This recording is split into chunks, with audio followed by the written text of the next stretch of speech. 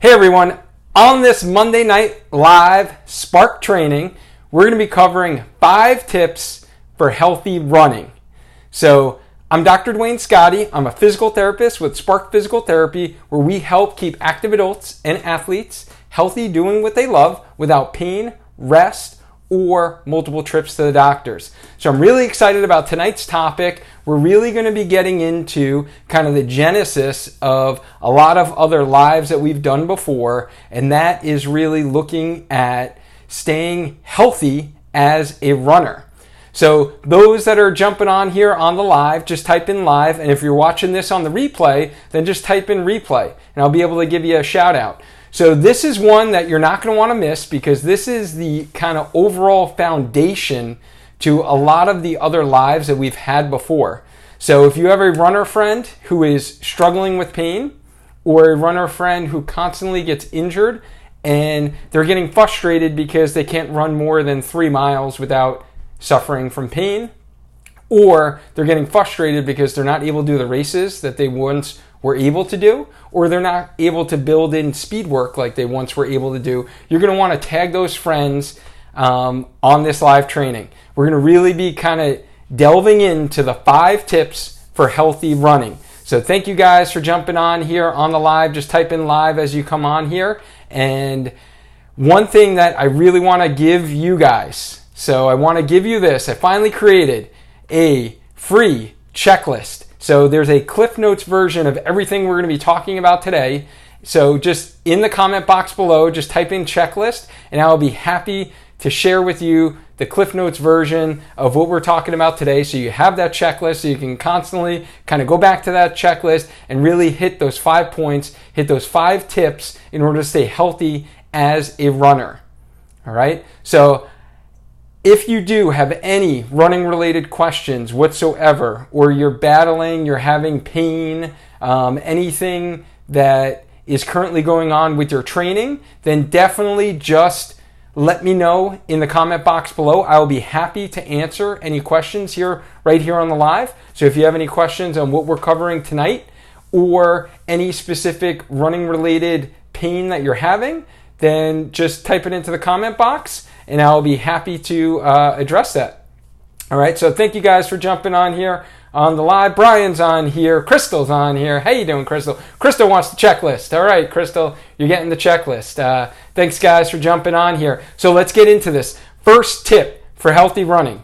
So I need to give you my overall theme for today is you're not going to be just running as part of your training. You're going to learn how to train in order to run. So that's the overall theme of what I believe in. That's what we're going to be talking about tonight. We're going to get down into the details on how do we train in order to run. Because in order to run healthy and be able to stay healthy and be able to hit that mileage that you want to hit, be able to hit the workouts you want to hit, the races that you want to be able to do, whatever fitness, weight loss goal that you have and you want to be able to do running, then we're going to be talking about how do we do that safely and effectively. So first tip number 1, we need to train your running muscles specifically. So it's not good enough to just go into the gym and do your HIIT workout or your boot camp style workout. You do need to spend some individualized time to some certain muscle groups. So now these aren't in any particular order whatsoever, but I'm thinking calf muscles. Use your calf muscles a lot when you're running, especially you need endurance of your calf muscle. So if you cannot do 25 single leg calf raises, then you need to work on the endurance of your calf muscle. All right, so definitely making sure the endurance of the calf muscle is good. You definitely want to work your glutes, specifically the glute max, so the muscle, your butt muscle, right? And also the side hip muscle, so your hip abductor or your gluteus medius muscle. So that muscle is extremely important when you are running to help stabilize your pelvis and keep it level. When it's not level and it's not working, your pelvis drops when you run. And this is something that I constantly analyze when I'm looking at my runners. We take a little video of them running, and then we'll break it down frame by frame. And I'm looking for seeing if their pelvis drops at all. If they're getting a lot of that dropping, that causes your knee to go in. Can be a contributing factor to getting knee pain. So you need to have good strength in your gluteus medius muscle. Most general workouts and workout programs will not specifically target the gluteus medius muscle.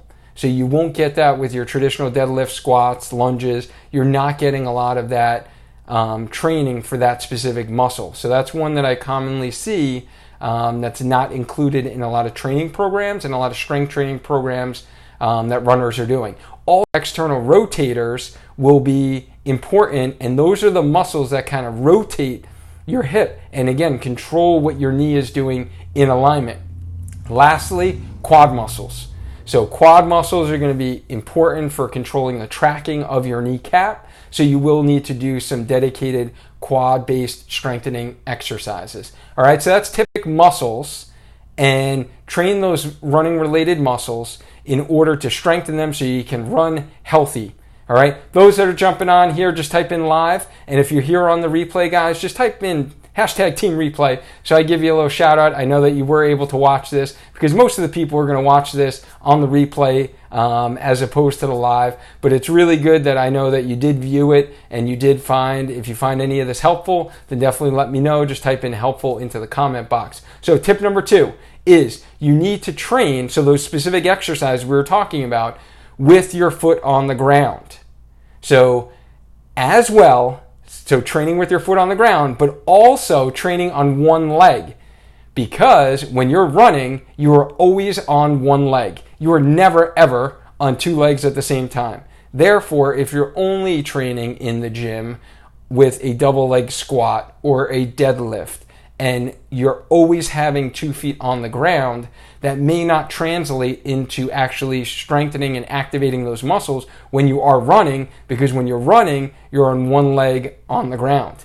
Okay, so that's point number 1. Point number 2 is really training with that foot on the ground, because that's how your muscles function. Our muscles function differently when they're called open chain. So if you think about that seated knee extension machine in the gym and the hamstring curl machine where you're sitting, those muscles don't function like that when you are running, because your foot is on the ground, and those muscles function more from an isometric stabilization perspective as well as what we call eccentric. So while your muscles are lengthening, your quad muscles are controlling the amount of knee bend. So it's working eccentrically, not so much just kicking your leg up. Classic other one is your hip, outer and inner thighs. Everyone loves those machines in the gym, right? You sit down, you go in and out, you feel a little burn on the inside of your thigh or the outside. You're like, okay, my legs are going to get nice and firm and toned, right? But it's not going to probably translate into strengthening those muscles when you run. All right, so you need to train with your foot on the ground like it is when you are running.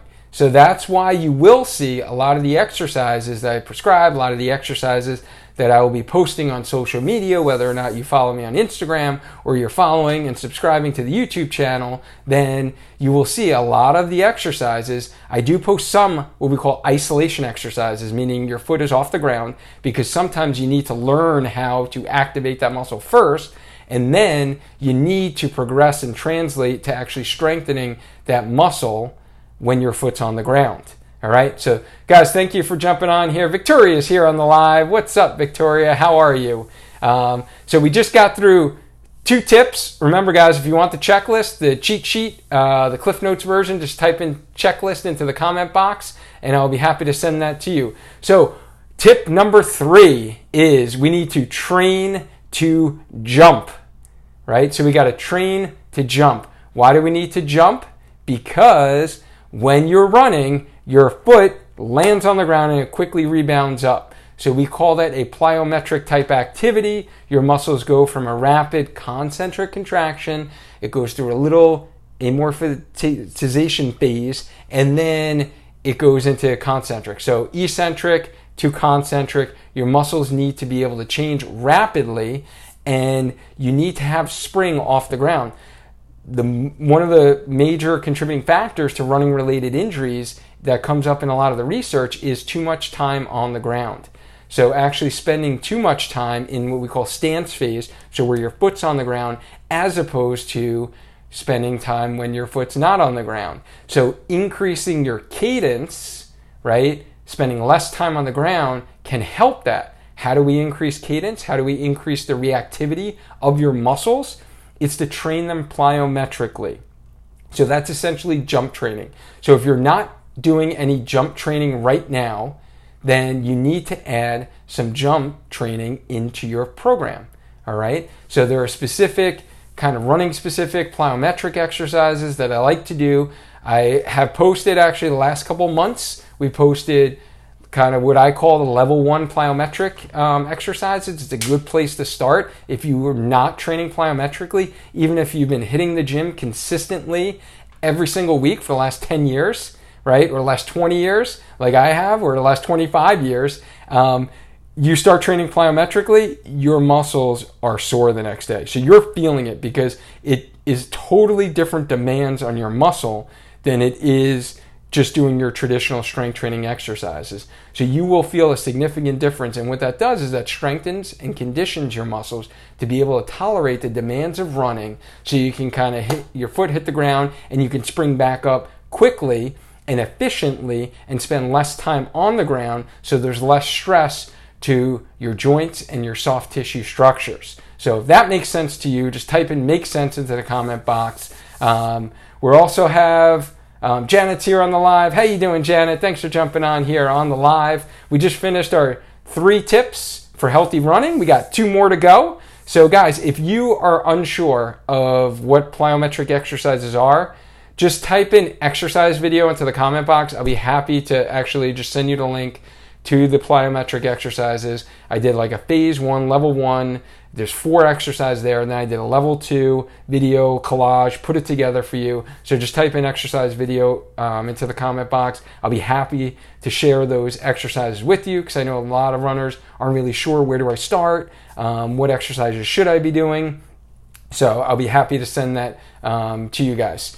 All right, so tip number 4, you need to train yourself. So just train yourself now on proper soft tissue care. So what do I mean about that? When you are running, you're constantly using your muscles, right? So your muscles are your soft tissue. So your muscles are connected to other soft tissue. There's kind of the fascia, which surrounds your muscles, as well as tendons that connect your muscle to your bone. So a lot of running related injuries are due to overuse of the tendons, or muscles that are not strong enough, or muscles that are not as pliable. So maybe there's a length issue, or you might have trigger points in your muscle. Your muscles might be stiff and tight. So if you don't train yourself on proper soft tissue care, then that kind of helps reset the system. So we talked about this on a couple of lives already for soft tissue care, but what I'm talking about is your self-mobility techniques. So you're foam rolling, whether or not using a foam roller, you're using a rolling stick, using a lacrosse ball, tennis ball, whatever your pleasure is, right? You're kind of foam rolling those muscles, whether it's before you're running or after you're running, as well as stretching your tight muscles. If it's your hip flexors that are super tight, if it is your calf muscles that are super tight and limiting your ankle mobility, and it's hard for you to do hill work and your Achilles keeps getting painful when you do hills because you're limited in your ankle mobility, then that's a problem. So you need to kind of dedicate some time on soft tissue care and doing some dynamic stretching prior to your workout. So that is movement-based, doing activities, and then at the end of your run, doing some good static stretching. So that's where you're going to do your prolonged hold times. So 30 to 60 seconds, holding that muscle,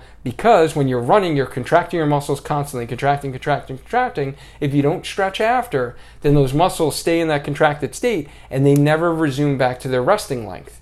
So one run is obviously a little dramatic. It doesn't happen that quickly. But if you think about over time, you're now logging 20, 30, 40 miles a week for 10 years, right? Those muscles are going to constantly shorten over time. Could be a contributing factor to you getting some pain, running related injury pain down the road. So that proper soft tissue care is important. You can't just go out there and train and run and or just do your exercise program and strength train. So you can't just take like a boot camp class and then run. You have to balance that off with a little of that soft tissue care, if you will. And the best thing is self-mobility techniques. So yes, can you go see your physical therapist and they can work on your soft tissue, whether it's instruments, assisted soft tissue mobilization, whether it's dry needling, whether it's soft tissue work with our hands, or can you see a massage therapist? Absolutely. Those are all great. And you might need those kind of periodic check-ins depending upon how much you are training.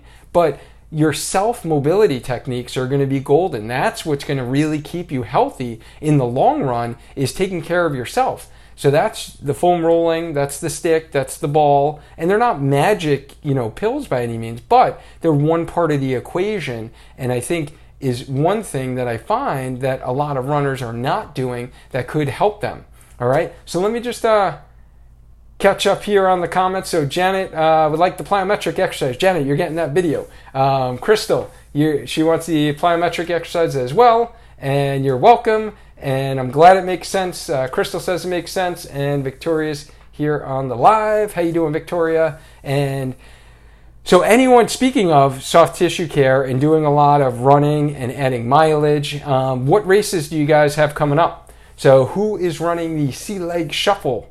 That's happening in less than 2 weeks, so happening in 2 weeks from yesterday, from Sunday. So I signed up for the 10 miler. So I'm very excited, pumped to be doing that 10 miler. So I'm looking forward to meeting a lot of you runners that we've connected on social media here on these lives, or you've signed up to the free Facebook group, Healthy Runner CT, and you're in that group. I know a bunch of people in that group are running the race, so I hope to see you there. I'm actually looking forward to, I'm going to do my standard 1 mile little easy warm-up, get the blood flow going, and then go through a dynamic warm-up. So I'm happy to kind of go through that with a group of people. If you guys want to warm up together and do a little dynamic warm-up, kind of movement prep, loosen up our muscles prior to the race, then just type in warm-up into the comment box below. I'll keep a little list of people who are interested in doing that before the race, and I think that'd be a great thing. So I'm really looking forward to meeting a lot of my healthy runners here in Connecticut, and it's another good race. Hopefully it's not going to be too hot and humid. I think it's going to be a great day overall. So final tip, guys, tip number 5. What's tip number 5? We need to train smart. So now we got to train with our brain. We got to train smart with proper progression. So it's not only about your physical health. It's not only about the exercises we talked about, the specific muscles. It's not only about training plyometrically. It's not only about training with your foot on the ground. It's not only about taking care of your soft tissue. So those are 4 physical characteristics, 4 things you can do physically within your training. Now I'm talking about training with your brain. So training mentally and proper progression. So this is a common theme. Guys, I just jumped on, had like 10 calls this past week, had 3 today. The same story keeps coming up, the same themes. Most of these running related injuries relate to ramping back up way too fast. So proper training is going to keep you healthy. It is not realistic for you to think that you can go from 0 to 60 in a week or 2. So if you've taken any substantial time off of running, whether it's you didn't run over the winter and you just been kind of logging along the spring and now it's summer and you're like, beach time, all right, here we go, I got to get out there and run every day, and you have to progress your body, all right? And there's a couple of people I've talked to recently, they've had some babies, right? So they're getting back into running now, which is awesome, and you have to do it in a progressive fashion. So you got to be smart about how you are adding in that training. And the big thing, guys, is you have to slowly build up your mileage, weekly mileage, and consistency is key. So I usually recommend running at least 3 to 4 times a week, and starting out, if you're just starting out with 2 or 3 milers. Get your body consistently able to run 3 to 4 times a week, and then you're going to start to build in a little bit of length. So then you start to add a 4 miler, a 5 miler, a 6 miler, right? So that you're slowly building up. And then you're getting to a weekly mileage count, whether it's 20 miles, 25, 30. Once you're there, that's your base. So now your body's used to running 20, 25, 30, 35 miles a week. And then that is when you start to add in your harder runs. That's where you add in your speed work. That's when you add in those track workouts, those intervals, or the hill workouts. You don't add them in as you're adding in your mileage. So like right now, I'm pretty much at my base, my foundation of 30, 35 miles. So now I'm just kind of looking to actually excel my training, and I'm hitting the track up tomorrow. Trying to build up that endurance. Got some advice from Coach Jan there. He helped me out. So I'm looking to build up kind of my endurance, and I'm hitting the track up tomorrow morning, and I'm going to do a tempo run on Thursday. So I'm kind of up to the point where I can add in almost 2 hard workouts in addition to the long runs on the weekends. But if you're building up right now, guys, you have to start out and just build that weekly mileage first before you're starting to kill yourself. And then especially if you train with other people. So I hear that often. It's like, oh, I went out and ran with my friend and they're at this level. But if your fitness level is not there, then you can't be doing the workouts that they're doing, because your body is not going to be able to tolerate that, and it's going to break down. So your soft tissues are going to break down. You're going to have hamstring pain. You're going to have Achilles pain. You're going to have knee pain, right? So you don't want to have that. So you got to train smart with proper progression in order to stay healthy. All right, so those are the 5 tips, guys. 5 tips really relating to the overall theme of training to run, making sure that you are training in order to run, not just running in order to train. If you want the checklist of the 5 tips, then definitely just type in checklist into the comment box. I'll be happy to send you the checklist. Sundar, thank you for jumping on. Sundar's very consistent. I love his contributions to our Healthy Runner CT group. I appreciate all that you contribute. So as Sundar says, as we increase mileage, add strength training, body weight or lightweight will help. Absolutely. So as you're adding mileage, I think your question is it okay to add in strength training as you're adding your mileage? Absolutely. So you should have been doing strength training, honestly, even before you started adding in your mileage. But I know, like, for yourself, you're getting ready for the Hartford Marathon, right? So you're going to be really ramping up your mileage. Yeah, strength training is good. And it is okay to train heavy as well. So there is a little misconception as well in the running community, is that you need to just train lightly because you don't want to build muscle and build bulk. You don't want to become a power lifter. But actually training with heavier weights will actually make your body more resilient for running.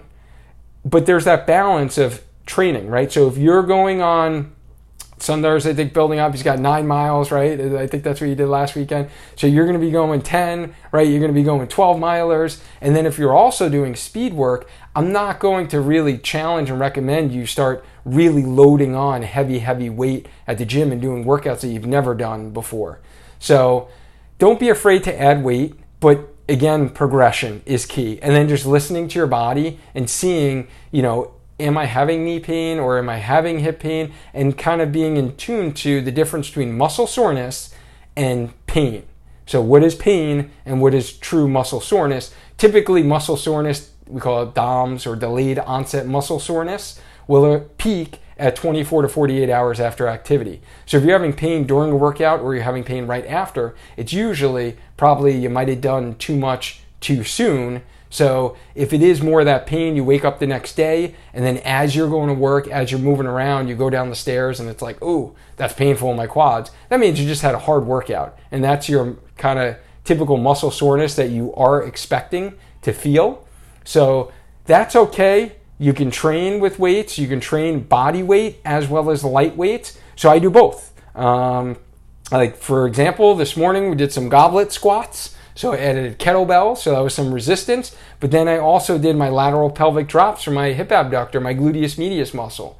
So it's not like big and sexy, and it's not like looking that cool in the gym, but my abductors were firing up. They were burning. I was feeling them working. And those are the muscles that I was feeling when I ran my 10 miler on Saturday. As I was getting up to 8 miles, I was starting to feel those muscles, feeling a little fatigue, and I was thinking about contracting those muscles to keep my pelvis nice and level when I was standing on one leg as I was running. So those are the things like calf muscles. This morning I did add weights, so I actually did resistance in kind of a machine doing standing calf raises. But on my workout on Wednesday, I'm going to go for endurance in my calf muscles, and I'm going to be working, trying to get 25 reps on each leg, because we talked about that before, that you need 25 repetitions of a single leg calf raise when you are on that one leg. So hopefully that's helpful. Sundar says, thank you for the valuable information. Teresa says, we'll watch later. She's going to catch the replay there. Trivia night at Captain Cove. Awesome. All right. There we go. So hopefully Teresa's going to be winning at trivia night. And Crystal says that was very helpful. You're welcome, Crystal. My pleasure. And so those are the 5 tips, guys. Type in one thing you learned today. Let me know. I'm always curious to see kind of what resonates, what you want to learn about. Type in one thing that you learned into the comment box. And if you did like anything or you found any of this helpful at all, guys, just hit that like, hit the love button. It will just really help the Facebook algorithm for this video to reach more runners like yourself. So if you found it helpful and you're like, wow, this is pretty cool, I didn't know this information, like that's how I am all the time. I'm a constant student of the game. So I'm constantly learning, I'm constantly listening to podcasts, I'm watching Facebook Live videos myself, and when I learn something new, I'm gonna hit that like, hit that love button, because I know it will help other people be able to learn that information like I did. So if that helped you, definitely hit the like and love. And if you want to share, tag a friend that you think may benefit, you have a running buddy that you think would benefit from this information, I appreciate it if you tag them. So remember, the overall theme today, guys, was what? Train in order to run. So if you want to add a spark to your training and you're not sure and you want a little bit more guidance, or you want a personalized running injury evaluation, then just head over to sparkyourtraining.com. All the information there is on my website for what we do at Spark Physical Therapy. So in summary, guys, the 5 tips for healthy running here, these are the Scotty Spark 5 tips, healthy running. Train running specific muscles: calves, glutes, abductors, external rotators, as well as your quads. Train with your foot on the ground as well as on one leg. Train to jump. Do your plyometrics. Point number 4, tip number 4, train yourself on proper soft tissue care. And then the 5th thing we talked about was train your brain, right? Train to be smart with proper progression during your running.